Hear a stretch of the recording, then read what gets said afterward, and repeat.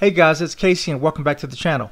So today, Facebook is getting some major brownie points with not only the international community, but also probably with the US government and US citizens. Definitely with the Hong Kong citizens. And the reason being is that they, in addition to a number of the large major tech companies, have decided that they are no longer going to reply to the Hong Kong and Chinese data release request from the Chinese government.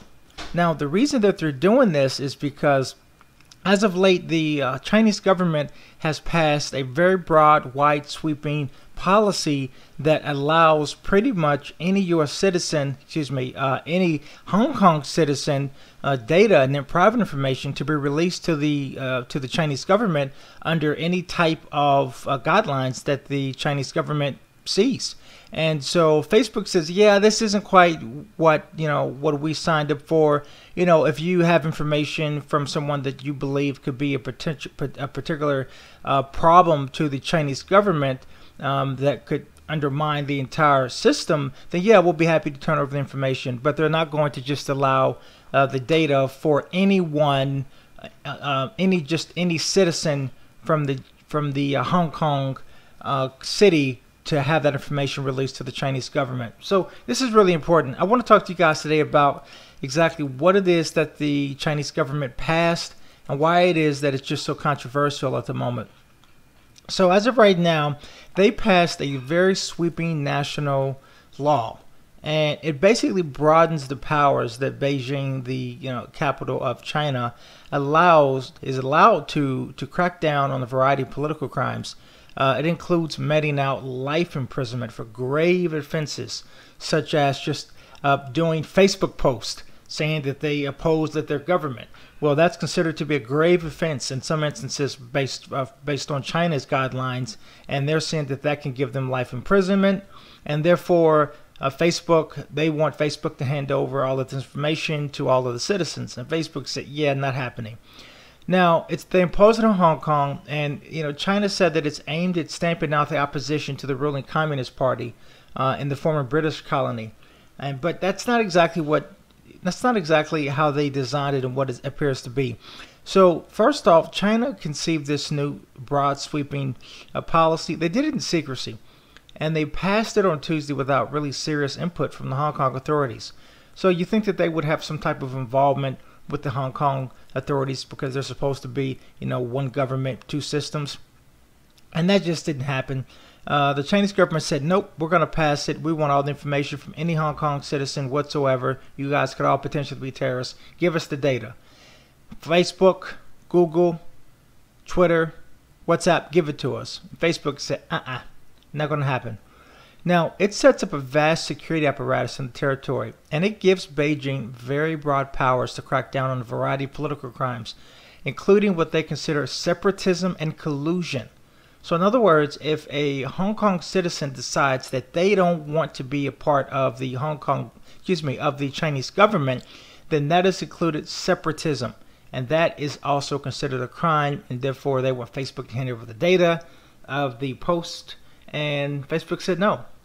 Now, it was initially appeared to be a test of the law, and what initially appeared to be a test of the law, a man was arrested on Wednesday after he unfurled a Hong Kong flag during demonstrations, and the police said on Twitter that he had been detained for violating the national security law.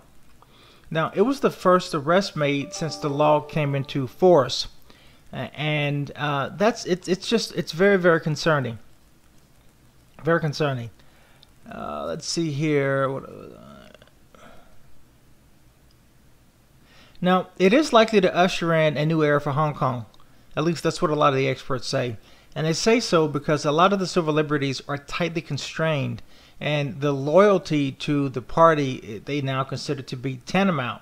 So if you, as a Hong Kong citizen, decides that you don't like the Chinese government, you're considered to be a potential threat to their system, and that could cause them to turn around and say you are a threat and we want to get access to all your data, your phones, your records, the whole nine. At least in the United States, we have some semblance of security, and we do have some semblance of, at least I should say, perceived privacy. And there's a process that has to take place. Obviously, if you say something really stupid or reckless, in social media, or something that could, that could be conceived as directly threatening our system or economy, or even really just people in general, then, the authorities have the right to investigate and so forth and take necessary steps and actions. But what's happening over in Hong Kong and China right now is just unprecedented at so many different levels. They just basically want the entire Hong Kong citizens to have no freedom of speech. They basically want to turn it into North Korea, to where if you even remotely say anything negative about the Chinese state or the government, or that you just sniff at not liking the Chinese government, then you could potentially be considered a threat. Now, the law includes 66 articles and more than 7,000 words, and it takes direct aim at the anti-government protesters specifically. They passed it under the guise of basically stating that if you were a threat to the state, this is why we're passing this. But it really is designed just for anti-violent, non-violent protesters. Especially the protesters that have been protesting over the past year or so, with the continual restriction of their rights and privacies. Now, what does this mean exactly for Facebook and data in general? Well, as you guys know, Facebook is an international social media company. It's one of the top companies in the world. And so, if anyone has the amount of large amounts of data on people and their social interactions and their behavior, it's Facebook. You have the Facebook, you have Google, you have Apple, and those are the three big behemoths. So much so to where even the U.S. government, if they need data on people, they go to those companies.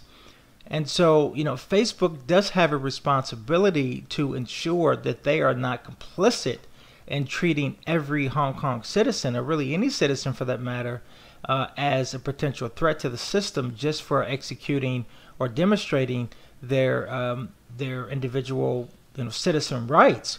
And so I give Facebook major props for deciding to halt providing data to the Chinese government. I think that everyone knows that China is a dictating country. They're very, very heavy-handed. They don't believe in freedom of speech, and they're a communist country. And so they've had this overhanging threat to Hong Kong for many years now, ever since Hong Kong was handed back over to them, from Great Britain. And so with this law, I think what's going to take place is that, at the end of the day, although Facebook has decided to stop receiving the requests from the Chinese government to hand over data for just regular citizens, at the end of the day, Hong Kong is under China. And although China is doing things from a policy standpoint that is very heavy-handed, it is not conducive to a caring and thoughtful integration process between the two cities, Beijing and Hong Kong. At the end of the day, Hong Kong is now under China.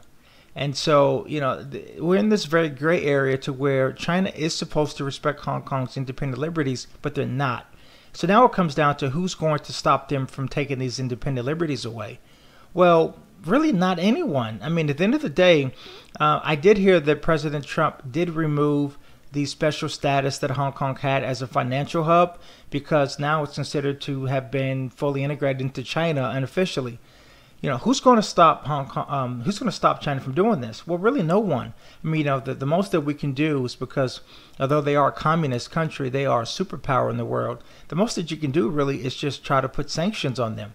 And then even that, it's going to come down to, well, how much is that going to affect trade, or how much is that going to affect, our U.S. citizens traveling then to China, and what additional tariffs or penalties could China apply to our products that we're shipping in.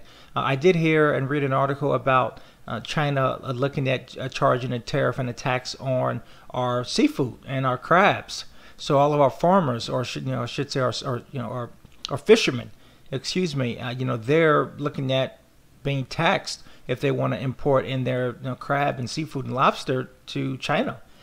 And so, I think at this point, worst case scenario, this is going to be a tariff war, because, if the U.S. community or if the international community decides that, yeah, you can do this technically, but we're going to penalize you in other ways, then China may be more obliged to back off. But unless the international community and really involves himself in this, I don't think there's much that we can do. I also want to keep in mind and refresh this to you guys that at the end of the day, the Hong Kong's independent system was temporary to begin with. So they were only set to have this for like another 20, 25 years or so, and then it was set to go away anyway.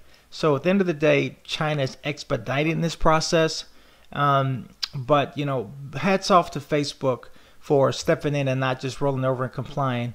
I'm sure it'll piss off China in many regards, and obviously, from a geopolitical standpoint and from a business standpoint, you don't want to piss off one of the largest countries that has the most people and has lots of power, and basically where we get a lot of our technology from. But at the end of the day, too, you want to make sure that you're doing what's right.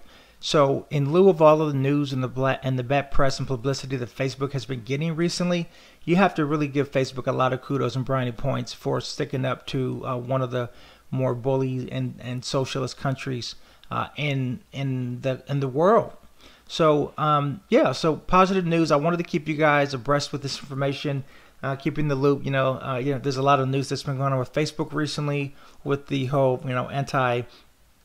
anti-hate campaigns and whatnot, and so I thought it would be a good positive note to just to create a video about what Facebook is doing to kind of help offset a lot of the things that people may not be aware of. So if you guys have gotten this far, I can't thank you enough. Obviously, you guys like the content, so I highly recommend that you subscribe to the channel. If you guys are very new to the channel, which you probably likely are, this is a financial education channel. So as of right now, I've actually been uploading a number of videos over different topics and categories, but they all entail finance and technology with finance and education. And so as of right now, it's been stock trading and investing videos. It has been a lot of videos with keeping up with the Stimulus Act. It's been keeping up with the latest financial news from the top sites from CNBC and Fox News and MSNBC and so forth. And it's just basically making sure that you guys are kept up to date with the latest news that's going on that affect the stock market and the tech stocks and pretty much our economy. So thank you guys so much for tuning into the video. Again, please make sure that you like and subscribe to the content. I am trying to actually grow the channel quite significantly, and in order to do that, I need you guys' support. So thanks for tuning in. I'll talk to you later. Take care.